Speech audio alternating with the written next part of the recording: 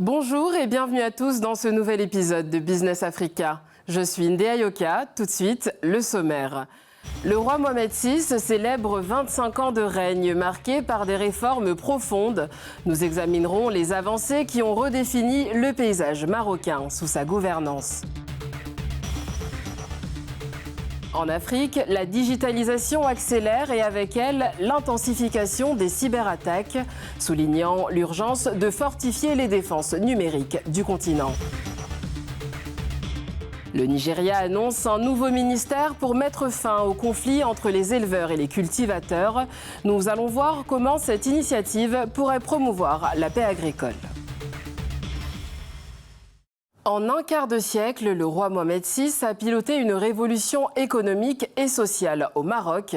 Celle-ci est marquée par des avancées significatives, mais aussi par des défis persistants qui continuent de façonner l'avenir du pays. En 25 ans de règne depuis son accession au trône en 1999, le roi Mohamed VI a orchestré une transformation économique et sociale majeure, positionnant le Maroc comme un modèle de réussite en Afrique. À l'orée de sa souveraineté, le Maroc faisait face à des défis importants. Un taux élevé d'analphabétisme, des disparités entre zones rurales et urbaines et un IDH stagnant. En réponse, Mohamed VI a lancé en 2005 l'initiative nationale pour le développement humain, investissant massivement pour améliorer les conditions de vie.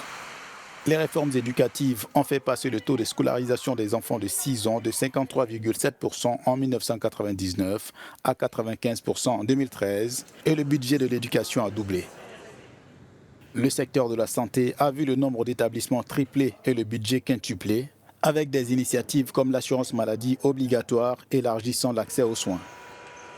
Économiquement, le Maroc est devenu un hub logistique mondial grâce aux investissements étrangers, attirant plus de 37 milliards d'investissements entre 2007 et 2023.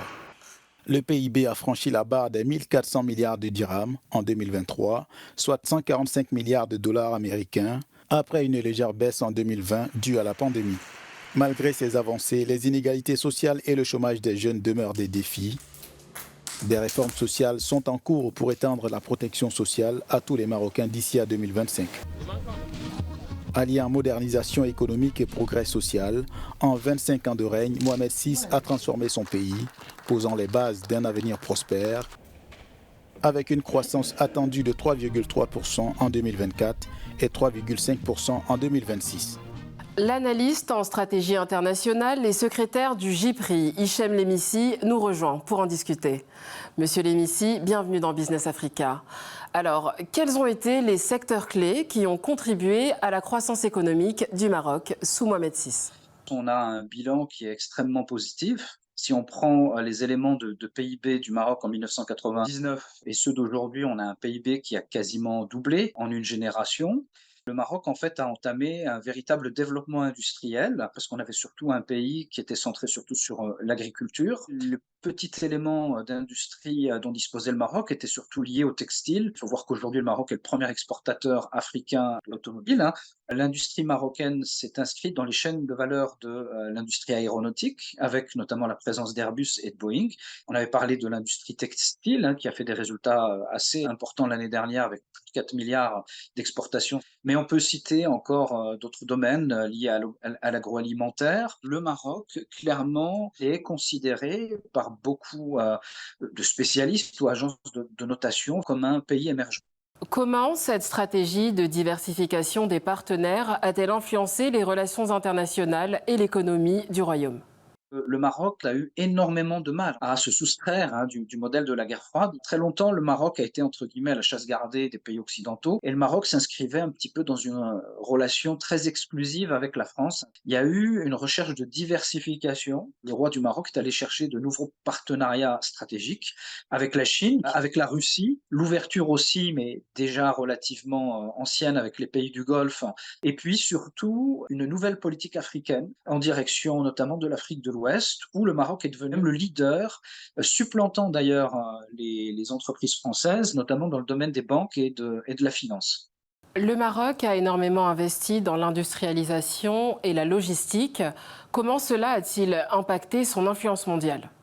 Si on parle par exemple de Tangemed, qui compte aujourd'hui parmi les 20 plus grands ports à conteneurs mondiaux, le Maroc a su utiliser sa position géographique entre l'Europe, l'Afrique et les Amériques. Aujourd'hui, en termes d'IDE, le Maroc a cumulé quasiment plus de 70 milliards de flux d'investissements directs étrangers. Il y a eu de profonds investissements dans le domaine des infrastructures. Il y a eu une recherche d'excellence, notamment dans le domaine universitaire et formation technique. Ensuite, il y a eu une réglementation qui permettait de garantir à n'importe quel investisseur étranger d'être exonéré de toute imposition pendant 5 ans et surtout de bénéficier d'un code des investissements qui ne bougeait pas pendant 10 ans.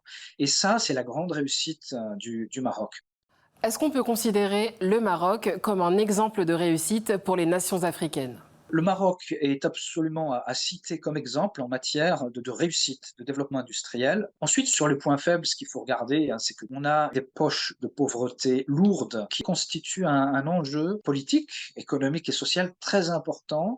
En matière de politique internationale, alors autant le Maroc a cherché des diversifications avec des grandes puissances émergentes, mais elle a mis en évidence aussi des partenariats stratégiques avec des pays qui posent problème pour la population marocaine, je pense notamment à Israël. Enfin, il y a un autre élément aussi, c'est la fermeture des frontières avec l'Algérie. Mais l'Algérie, aujourd'hui, est en train de connaître un boom économique incroyable, avec un développement dans les infrastructures qui est un effort qui est tout à fait colossal, et des indicateurs qui sont en train de prouver aujourd'hui que l'Algérie est la grande puissance régionale des années à venir.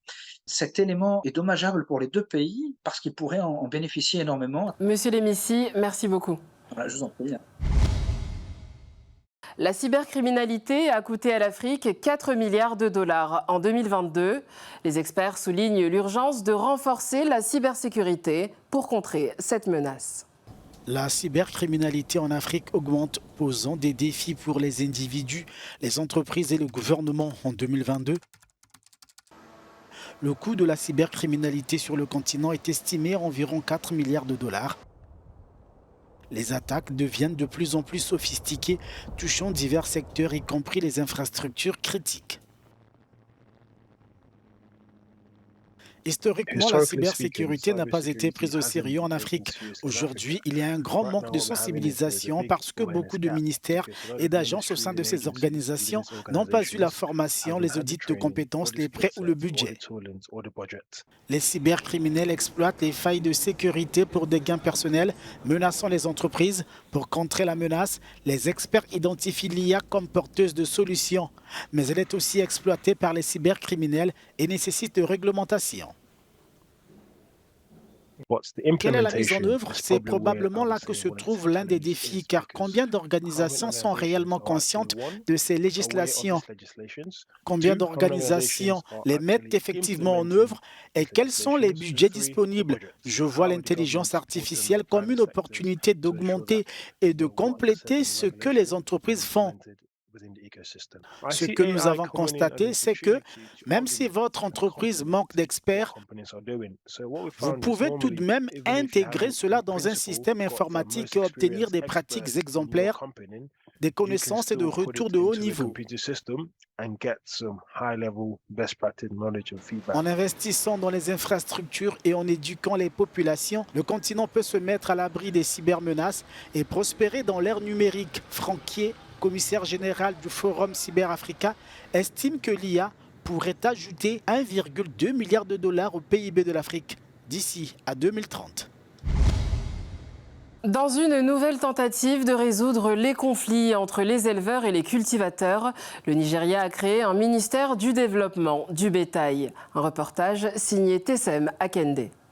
Au Nigeria, les crises entre éleveurs et cultivateurs ont causé plus de 60 000 morts depuis 2001, selon la base de données en ligne Nextier. Cela a eu des effets délétères sur la production alimentaire, avec une inflation atteignant 41% en mai contre 25% l'an dernier.